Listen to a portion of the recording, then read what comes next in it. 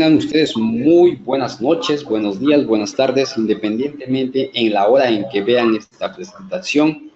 El día de hoy nos encontramos con el doctor Leopoldo Sánchez Castaño con el tema Tratamiento de pasivos para el cierre contable 2017. Esta es la segunda sesión de la cumbre virtual Principales consideraciones para el cierre contable 2017 bajo NIF. El doctor Leopoldo Sánchez Castaño tiene nacionalidad peruana, miembro del Instituto Peruano de Investigación y Desarrollo Tributario IPIDET, miembro de la Asociación Fiscal Internacional IFA, expositor y conferencista a nivel nacional e internacional de temas contables, autor del libro Contabilidad de las Finanzas Internacionales y Derivados. Es un honor, es un placer tenerlo al doctor Leopoldo Sánchez en plataforma, quien durante 120 minutos nos estará brindando información oro puro respecto al tratamiento de los pasivos. Nuestra política es de puertas abiertas, pueden realizar sus preguntas vía chat o micrófono. Doctor Leopoldo, muy buenas noches, tiene el micrófono habilitado, le escuchamos. Ok, gracias Edu. Buenas noches a todos. El día de hoy vamos a tratar el tema de los pasivos, ¿no? Pasivos desde el punto de vista de las NIF, ¿no? Y vamos a ver que hay diferentes pasivos y cada pasivo tiene sus propias reglas, ¿no? También vamos a aclarar algunos temas a veces que uno considera que son cosas diferentes, pero vamos a ver que hay pasivos que, a pesar que, digamos, económicamente lo consideramos diferentes, están bajo unas mismas reglas, ¿no?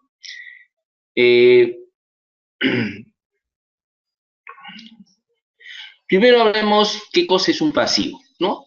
Para hablar qué cosa es un pasivo nos tenemos que remitir a lo que es el marco conceptual, ¿no? El marco conceptual, ¿no? Ahí está, que nos habla de los 5 elementos, ¿no? Que son el activo, el pasivo, patrimonio, ingresos y gastos.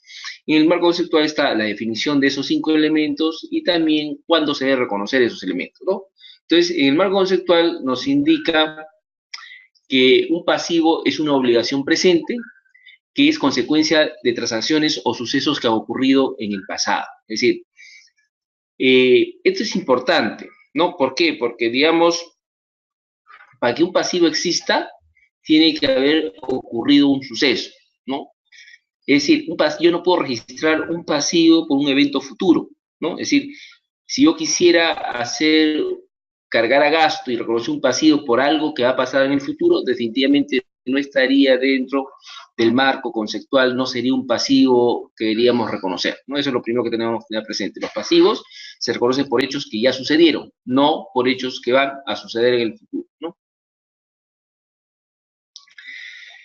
Dice, de cuya cancelación se espera que resulte una salida ligada a recursos o beneficios económicos, ¿no? Es decir, ¿por qué el marco conceptual lo define de esa forma? Porque, digamos, si bien la forma, digamos, más usual de cancelar un pasivo es a través de entrega de efectivo, ¿no? O de otro activo financiero, también se puede cancelar los pasivos de otra forma. Yo puedo cancelar un pasivo entregando un activo fijo, yo puedo cancelar un pasivo entregando mercadería, o puedo cancelar pasivos, digamos, entregando servicios, ¿no? Por eso que dice, cuya cancelación se espera que resulte una salida de recursos ligada a beneficios económicos.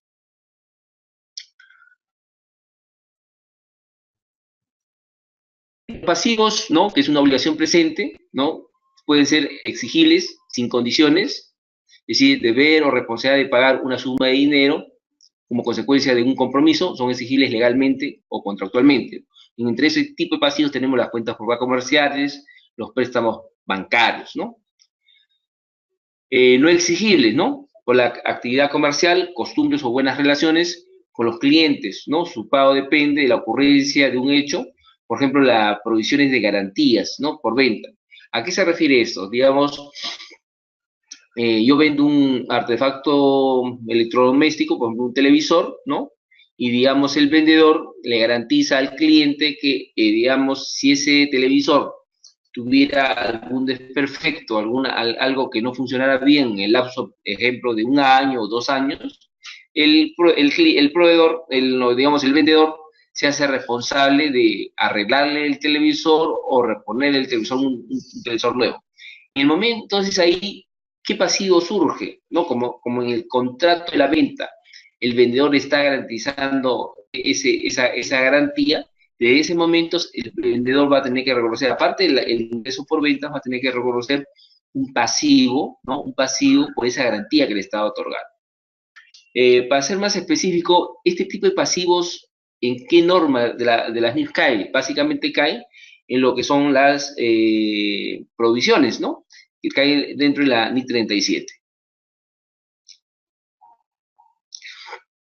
Entonces, los pasivos implican la salida de beneficios económicos que origina la cancelación del pasivo, como por ejemplo, pago en efectivo es una forma de cancelar el pasivo, una transferencia de otros activos en pago de las obligaciones, yo puedo, mi pasivo lo puedo pagar entregando mercadería, entregando activos fijos, un suministro de servicios en pago de las obligaciones, sustitución de una obligación por otra, es decir, eh, cancelo el pasivo con otro pasivo, ¿no? O la conversión de una obligación en patrimonio. ¿A qué se refiere a la conversión de una obligación por patrimonio? Imagínense una empresa que emite bonos, ¿no? Bonos convertibles. ¿Qué son los bonos convertibles? Son los bonos, la empresa lo registra, al emitir lo registra como un pasivo, pero el tenedor del bono, ¿no? Es decir, el deudor del bono, el acreedor del bono, tiene el derecho al vencimiento, por ejemplo, de decir, ¿sabes qué? No quiero que me des el monto del bono, sino quiero hacer mi derecho, ¿no? De la opción que está implícita en el contrato. Por ejemplo, el tenedor del bono entrega el dinero por el bono a la empresa por 1.000 soles, ¿no? O 1.000 unidades monetarias. Entonces la empresa que va a tener un ingreso de dinero por 1.000 y va a tener un pasivo que se llama bono por 1.000. Pero si ese bono es convertible, digamos, puede ser que a la fecha de vencimiento el poseedor del bono diga, ¿sabes qué?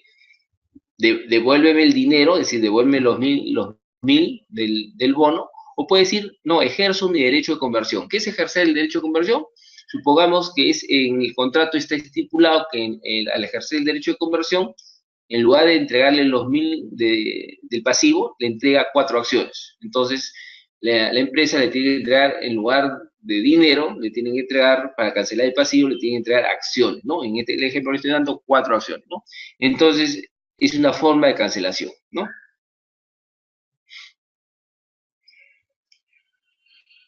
También puede cancelarse por la renuncia o la pérdida de derecho por parte del acreedor, ¿no? Es decir, una condonación es una renuncia, o también por pérdida de derecho.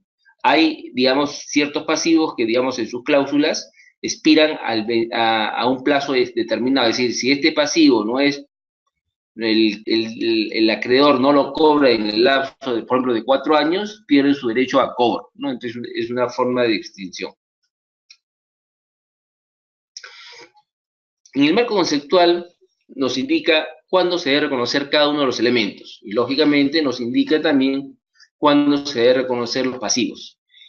El marco conceptual nos indica que se debe reconocer un pasivo en el balance cuando sea probable que el pago de la obligación presente se derive de una salida de recursos que lleve incorporados beneficios económicos y además la cuantía del desembolso a realizar pueda ser evaluada con fiabilidad, es decir, se puede medir. En la práctica, la obligación derivada de los contratos que están sin ejecutar por ambas partes en la misma proporción, por ejemplo, las deudas o inventarios encargados, pero que aún no han sido recibidos, no enviados, no se reconocen generalmente como obligaciones en los estados financieros, ¿no? Entonces, tiene que haberse producido la operación para reconocer el pasivo, ¿no? Y lógicamente ese pasivo tiene que ser, tengo que poder medirlo correctamente, debo evaluarlo, la fiabilidad de poderlo medir, ¿no?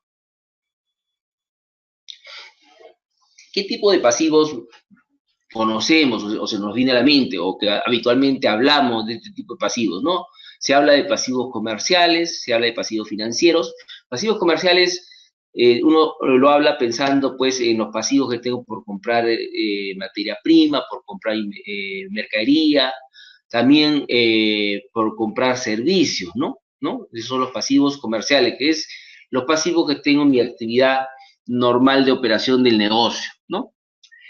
¿A qué ¿A qué le llamamos normalmente pasivos financieros? Pasivos financieros normalmente lo asociamos con los préstamos, ¿no?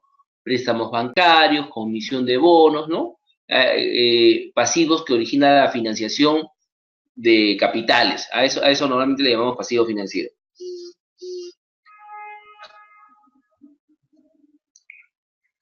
Y aquí una observación.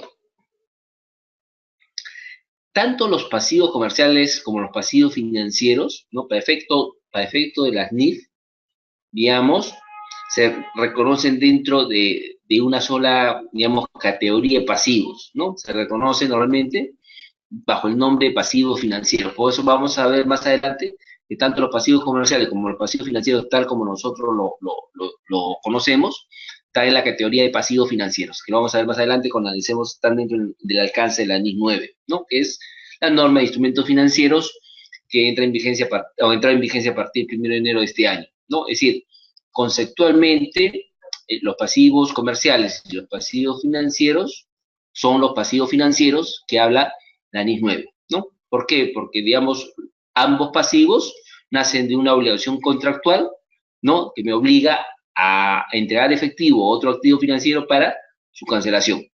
Después tenemos los pasivos laborales, ¿no? Que básicamente están dentro del alcance de la NIF 19. Los pasivos tributarios, ¿no?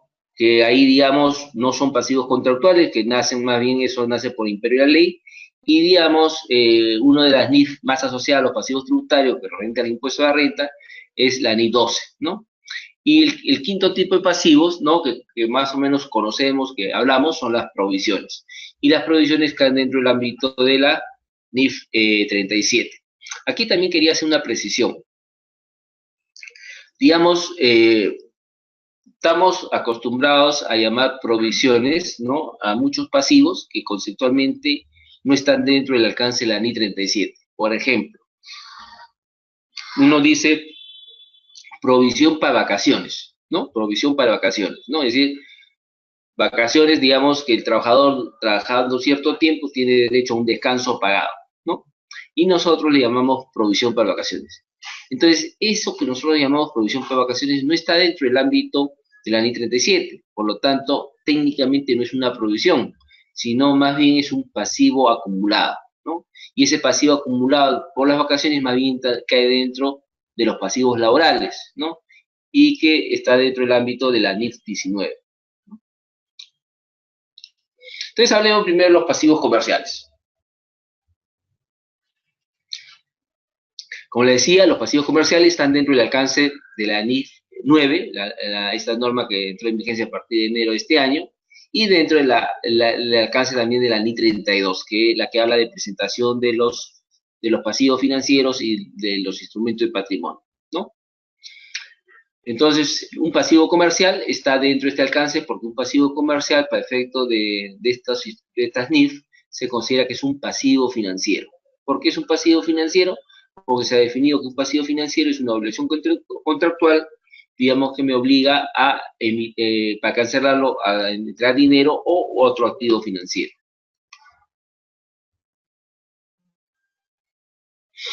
Entonces, veamos qué nos dice exactamente pues, la definición de pasivo financiero que le encontramos en el párrafo 11 de la NI 32.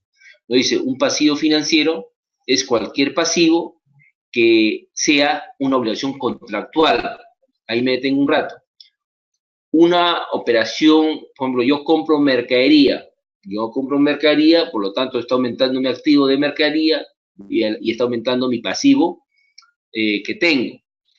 Pero esa operación de compra de mercadería es una obligación contractual. ¿Por qué? Porque ambas partes han llegado a un acuerdo para los términos de esa compra de la mercadería.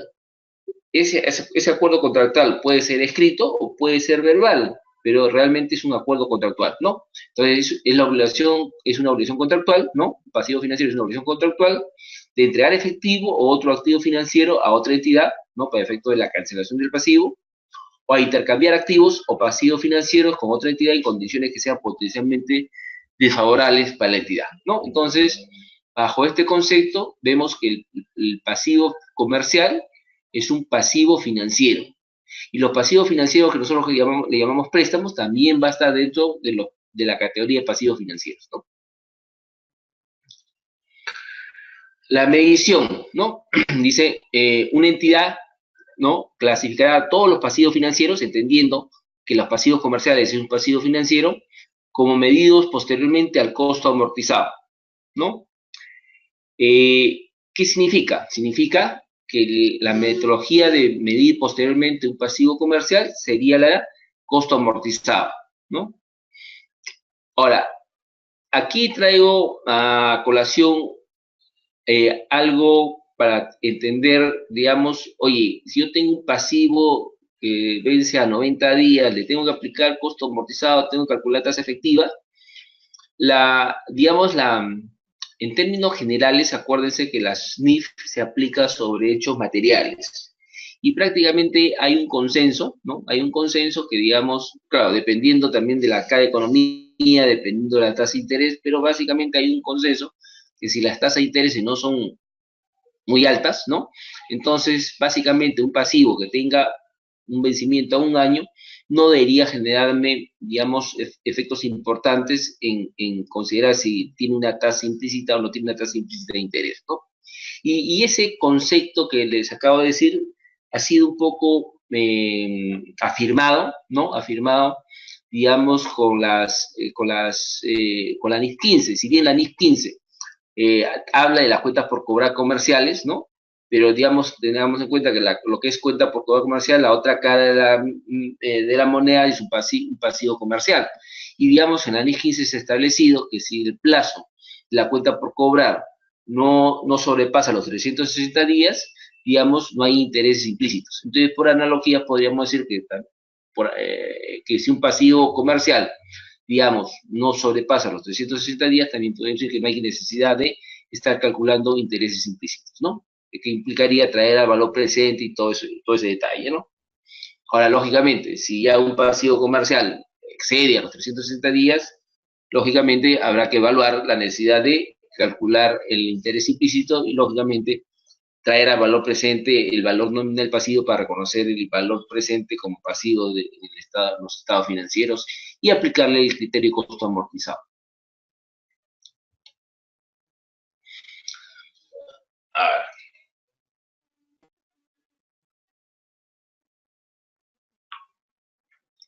Otro tema que hay con los pasivos comerciales es el tema de si son corrientes o no son corrientes, ¿no? Un poco no es lo que tenemos, la gran mayoría, un poco, digamos, si hemos sido formados en la contabilidad ya antes de que apareciera la SNIF, ¿no? Entonces, ¿cuál era el criterio anterior a la SNIF, ¿no? Que lo que era corriente era lo que vencía hasta los 12 meses y lo que era no corriente era lo que sobrepasaba a los 12 meses, ¿no? Es así básicamente como nosotros aprendimos la contabilidad y es un criterio que permanece incluso actualmente en muchos profesionales. Pero si uno revisa la NIC 1, ¿no? La NIC 1 en el párrafo 70, las cosas cambian, ¿no? Las cosas cambian porque, digamos, el tratamiento para las cuentas comerciales, es decir, para los pasivos comerciales, es un poco diferente en cuanto a la clasificación de pasivos corrientes y pasivos no corrientes. ¿Por qué? Porque la NIC 1 asocia que el ciclo normal de operación de un negocio. Dice, oye, si mi ciclo de operación de un negocio, yo tengo ciertas cuentas asociadas a ese ciclo de operación del negocio. ¿Cuáles son las cuentas asociadas al ciclo de operación de negocio? Por ejemplo, la caja, la cuenta por cobrar, la cuenta por pagar, ese es el ciclo normal del negocio. Yo compro, vendo, cobro, pago, ¿no? Entonces, mi ciclo normal de operación es mi cuenta de caja, mi cuenta por cobrar, mi cuenta por pagar comercial, y mi cuenta, por ejemplo, a empleados también, ¿no? Ese es el ciclo de mis operaciones. Entonces, ¿qué dice? Cuando en las cuentas que corresponden al ciclo de operación, no interesa si los vencimientos son menos de 12 meses o más de 12 meses, sino que son se debe considerar como pasivos corrientes. Y si lo vemos, aquí en la lámina dice, en algunos pasivos corrientes, tales como las cuentas comerciales, por pagar y otros pasivos acumulados, ¿no? Devengados, ejemplo, los sueldos, ya sea por costos de personal o por otros costos de operación, integran el capital de trabajo utilizado en el ciclo normal de operación de la entidad. Una entidad clasificará estas partidas de operación como pasivos corrientes, aún se vaya a liquidar después de los 12 meses. Es decir, acá no interesa, digamos, para los pasivos comerciales, las cuentas por pagar comerciales, no interesa si lo va a pagar de aquí a 18 meses. Lo que interesa es que como es parte del ciclo de operación del negocio, eso es un pasivo corriente, ¿no? Para la clasificación de los activos y pasivos, una entidad se aplicará el mismo ciclo normal de operación. Cuando el ciclo normal de operación no sea claramente identificable, se supondrá que la duración es de 12 meses, ¿no? Entonces, este es un tema que a veces no está claro en muchos profesionales y, digamos, piensan que los pasivos comerciales que son superiores a 12 meses se debe poner como no corriente. Y eso no es exactamente lo que nos está diciendo uno de sus trabajos de tema. Ahora,